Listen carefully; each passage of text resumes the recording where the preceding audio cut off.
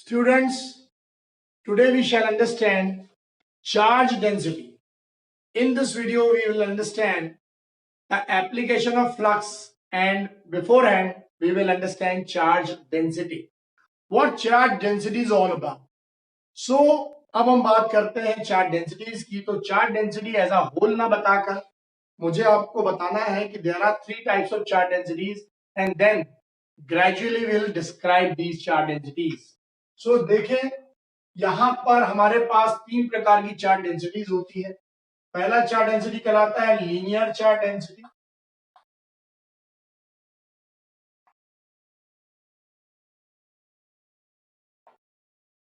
दूसरा कहलाता है मेरे पास सरफेस चार्ज डेंसिटी.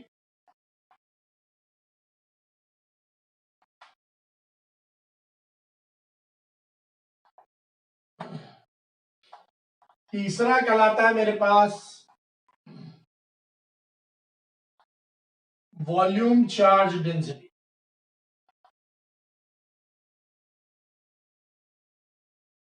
तो वॉल्यूम चार्ज डेंसिटी ये एक्चुअली क्या है? लीनियर चार्ज डेंसिटी या सरफेस चार्ज डेंसिटी या वॉल्यूम चार्ज डेंसिटी क्या है? तो सबसे पहले हम लोग देखें लीनियर चार्ज डेंसिटी. एक्चुअली इसे हम लोग स्पेशल टर्म्स लैम्डा से शो करते हैं. सरफेस चार्ज डेंसिटी को हम लोग सिग्मा से शो करते हैं और वॉल्यूम चार्ज डेंसिटी को हम लोग रो नाम के टर्म्स से शो करते हैं. तो सबसे पहले स्टार्ट करेंगे हम लोग लीनियर चार्ज डेंसिटी क्या होती है. तो देखिए, तो हमारे पास पहला linear charge density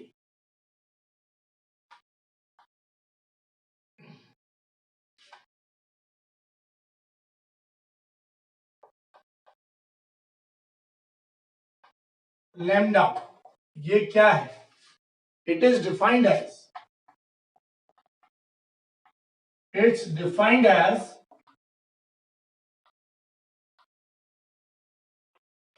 it's defined as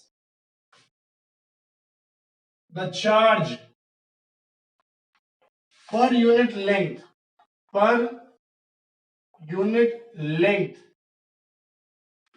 of a given linear body.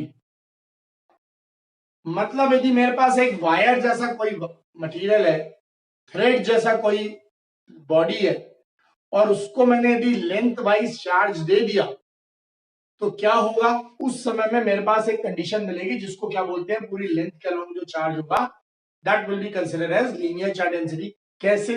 देखें, मेरे पास एक कोऑर्डिनेट सिस्टम है, मान लो उस पे मैंने कहीं पर अपने मन से कोई भी एक लीनियर बॉडी ले ली और उस लीनियर बॉडी को मैंने चार्ज दे दिया. उस लीनियर बॉडी को चार्ज दे दिया. उस लीनियर बॉडी को मैंने दो किसी पॉइंट पर मिला दिया. मान लो ए और बी ले लिया. यहां पर ए और बी, ए और बी के बीच का जो छोटा सा लेंथ है उस लेंथ को हम लोग ले लेते हैं डीएल. यदि पूरे लेंथ में चार्ज होता है क्यू, तो इस छोटे से लेंथ में चार्ज कितना हो जाएगा बेटा आपके पास? D Q. तो इसलिए क्या लिखा हुआ डेफिनेशन के according? It is defined as the charge per unit length of a given linear body such that lambda equal to d Q by DL.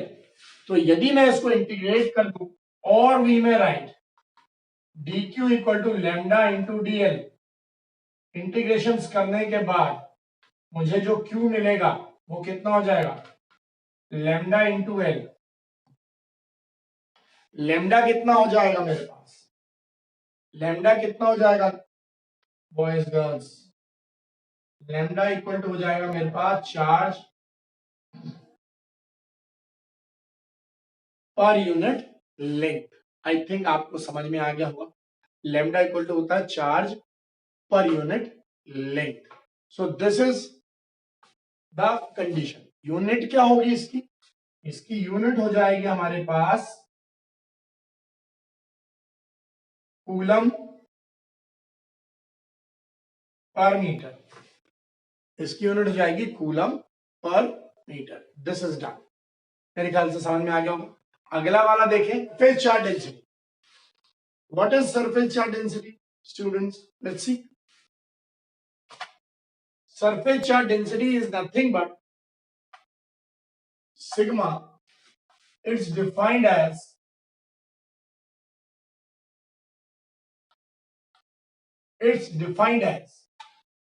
the charge spread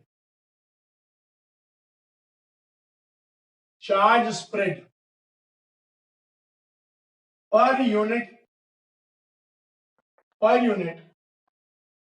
area of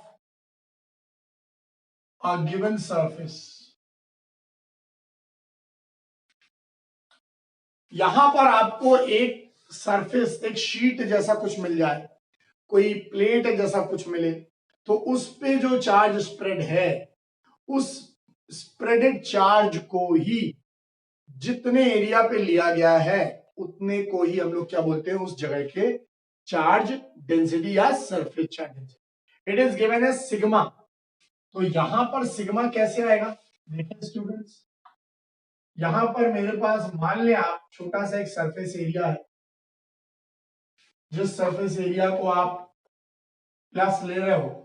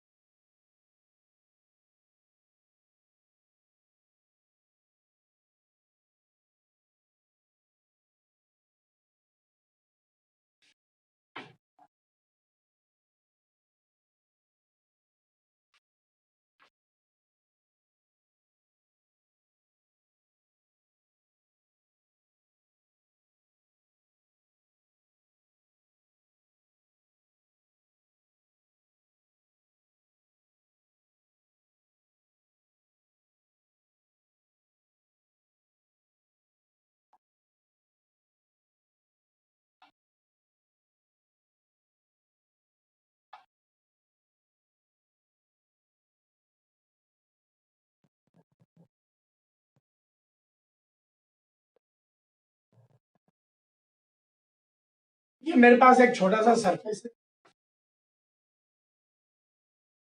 इस ये surface है पूरा S, इसका पूरा charge होता है हमारे पास Q.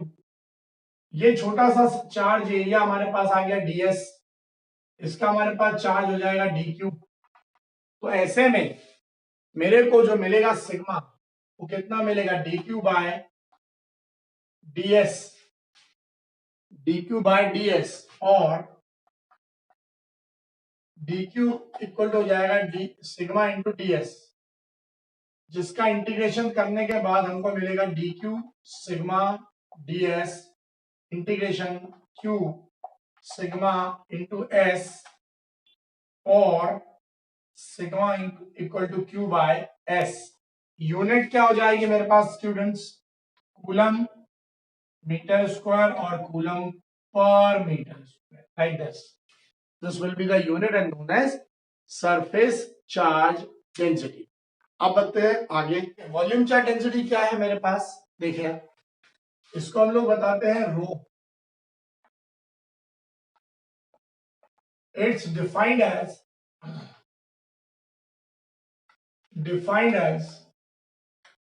The charge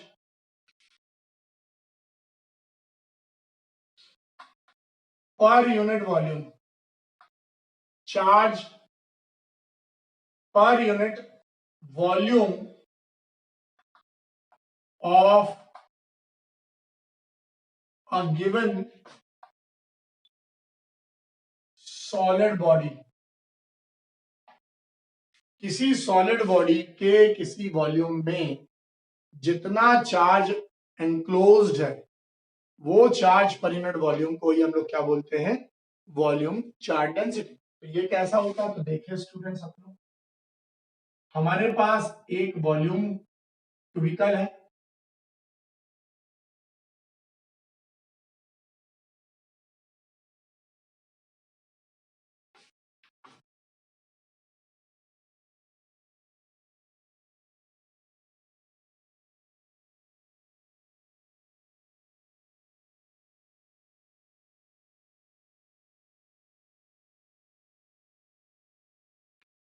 इसमें एक छोटा सा पार्ट ले लीजिए, पूरे का वॉल्यूम है V, ये पूरे में चार्ज है,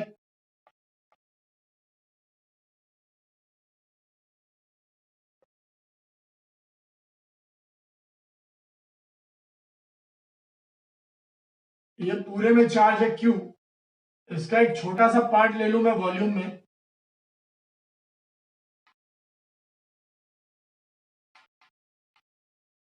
इसका एक छोटा सा पार्ट ले लूं वॉल्यूम का।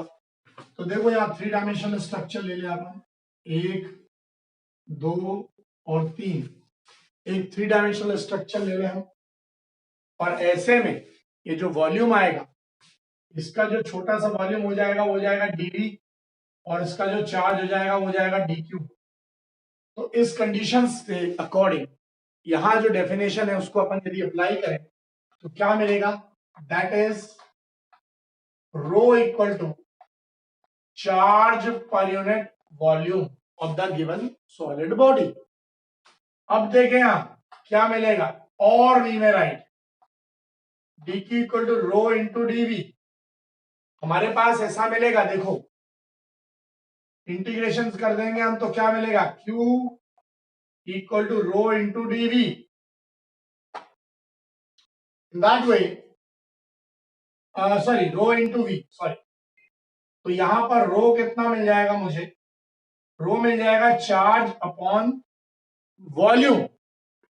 तो चार्ज अपॉन वॉल्यूम का यूनिट क्या हो जाएगा, कूलम, नीचे आ जाएगा मीटर क्यूब, ओवरऑल में आ जाएगा coulomb per metre cube as the charge density. तो इस प्रकार से अपनी तीनों charge densities, linear charge density, surface charge density and volume charge density भी कवर होती है। अब हम लोग देखें दो न्यूमेरिकल जो कि फ्लक्स से रिलेटेड है। लेट्स न्यूमेरिकल क्या है, देखें स्टूडेंट्स। सो पहला न्यूमेरिकल मैं दे रहा हूं आपको कि यदि मेरे पास डायग्रामेटिक न्यूमेरिकल है, यदि मेरे पास एक स्फीयर है, उसके अंदर में एक छोटा सा स्फीयर और है, छोटे से स्फीयर के अंदर मेरे पास एक चार्ज है Q, बाहर वाले सरफेस पे एक चार्ज है Q 2Q सॉरी, और एक चार्ज है -Q, और एक चार्ज है हमारे पास बाहर Q। तो ध्यान दें हमारे पास ये स्फीयर 1 है, ये स्फीयर 2 है। आपको फ्लक्स निकालना है, flux S1 to flux S2, आपको ये निकालना है। न्यूमेरिकल नंबर 1 में आपको ये करना है कि फ्लक्स अंदर वाले फ्लक्स बोलो, चार्ज अंदर वाले स्फीयर में दिया हुआ है सिर्फ +Q, बाहर वाले के अंदर दिया हुआ है -Q और +2Q, और उसके बाहर दिया हुआ है ओवरऑल में एक सिंगल +Q। तो मेरे को निकालना है flux through first sphere and flux to second sphere. So what will be the ratio. तो देखिए अपन लोग कैसे करते हैं। तो मैं आपको बता चुका हूं कि फ्लक्स कभी भी एनक्लोज चार्ज के लिए ही निकाल पाएंगे हम लोग, यदि चार्ज एनक्लोज नहीं है we cannot take the flux out from any of the given surface. तो आपको पहले स्फीयर के लिए क्या करना है, फ्लक्स कैलकुलेट करना है, फ्लक्स कैलकुलेट करना पहले स्फीयर के लिए। तो क्या करें, तो देखें हम सॉल्यूशन देखें। फ्लक्स φ1 जो आएगा, S1 जो आएगा वो कितना होगा स्टूडेंट्स मालूम है, जितना पहले स्फीयर ने अपने अंदर में चार्ज एनक्लोज किया, तो कितना किया हुआ है +Q, क्या आ गया ε0, पहले वाले का तो आ गया क्योंकि उसने उतना ही चार्ज एनक्लोज किया हुआ। लेकिन अंदर वाले स्फीयर के बाद अब जब हम सेकेंड स्फीयर यानी कि आउटर स्फीयर के बात करते हैं तो उसके अंदर में दो चार्ज है, एक +2q है, एक -q। तो मैं बता देता हूं टोटल चार्ज की वैल्यू ली जाती है पहले तो बड़े वाले स्फीयर के डायरेक्टली अंदर है जो वो है +2q और -q। लेकिन इतना मतलब ये नहीं कि ये फाइनल हो गया। अब ये देखें बड़े वाले स्फीयर के अंदर छोटा वाला स्फीयर भी इंक्लूडेड है और उसके अंदर का चार्ज +q है। तो क्या होगा हमारे पास सभी चार्जेस जो बड़े वाले स्फीयर के अंदर है, जितने भी charges including the first sphere as well, सभी चार्जेस को इनको काउंट करना पड़ता है। तो यहां पर कितना आएगा 5s2 कितना मिलेगा स्टूडेंट्स हमें? पहला है +2q, दूसरा है -q और तीसरा छोटे वाले स्फीयर के अंदर भी है वो भी +q है और नीचे मेरे पास एप्सिलॉन नॉट। तो फाइनल क्या मिला मुझे स्टूडेंट्स? ये और ये कैंसिल हो गया तो 5s2 मुझे कितना मिलेगा 2q बाय एप्सिलॉन नॉट, ये मुझे मिल गया। अब ऐसे में पहला स्फीयर मिल गया मुझे, दूसरा स्फीयर का मिल गया, दोनों का फ्लक्स मिल गया। लेकिन अब बात आती है बाहर वाले की। तो मैंने तुमसे क्या बोला था कि जब तक हम किसी भी आउटर चार्ज को एनक्लोज नहीं करेंगे तब तक उसका फ्लक्स कैलकुलेट नहीं कर सकते। तो एनक्लोज चार्ज जो ऑलरेडी दिया हुआ है वो मुझे ये वाले, लेकिन ये चार्ज एनक्लोज नहीं है, ये आउटसाइड द सरफेस है, इसीलिए हम लोग इसका कोई भी फ्लक्स काउंट नहीं करेंगे और ऐसे में मेरे को ये वाला चार्ज छोड़ना पड़ता है। फाइनली मुझे जो मिला वो φ1 जो निकाला, φ2 जो निकाला, तो हमारे पास फाइनल रिजल्ट कितना आया स्टूडेंट्स? फाइनल रिजल्ट आया 5s1 upon 5s2 as q by this and q by this, मतलब कितना मिला मुझे 1/2। This is the answer. I think सबको समझ में आ गया होगा ये। तो ये इस प्रकार से हमें फ्लक्स निकालना और कैलकुलेट करना पड़ता है। ओके, नेक्स्ट क्लास में हम लोग इस फ्लक्स की नई वाली एप्लीकेशंस पढ़ेंगे including charge densities. Okay, thank you.